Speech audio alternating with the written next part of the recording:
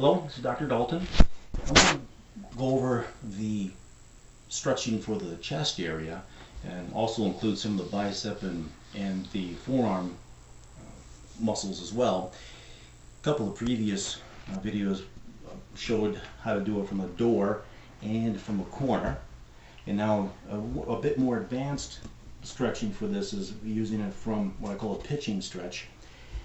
And what we're doing is just imagine a pitcher winding up, baseball pitcher kind of winding up, and then turns back with, puts the forward, one leg forward, and he's winding up with the lower hand coming down, and then he kind of, or she, turns and pushing it through like this.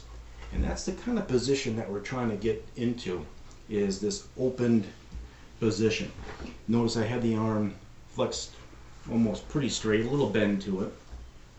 I got a nice wide stance in here.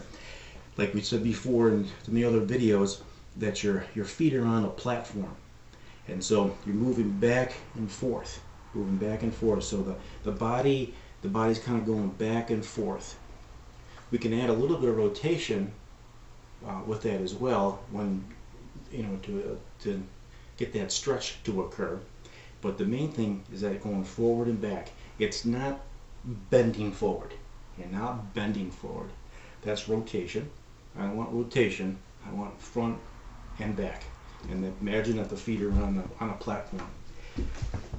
Notice that the arm is at ear level of the hand, and you're using just the wall or the surface area to kind of hold the arm up in that position, because just like we did all the other CTM stretches, that connective tissue molding stretches, is that we're really not stretching the muscle, we're stretching the connective tissue, and that connective tissue wraps around the muscle.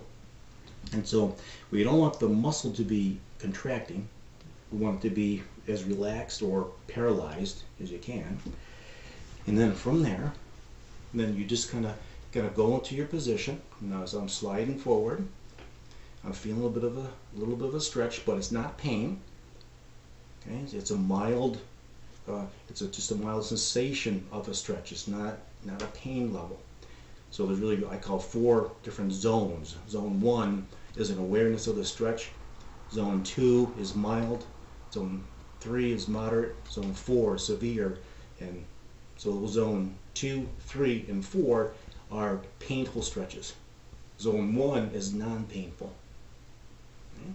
And you don't want a pain, because if you start to get the pain zones, then you start contracting the muscle. So you want to stay within zone 1, and just let it melt away.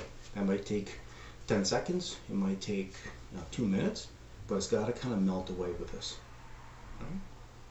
Notice that the arm also, the elbow in particular, is not pointing back. It's kind of dropping downward, but not excessive, not too excessively.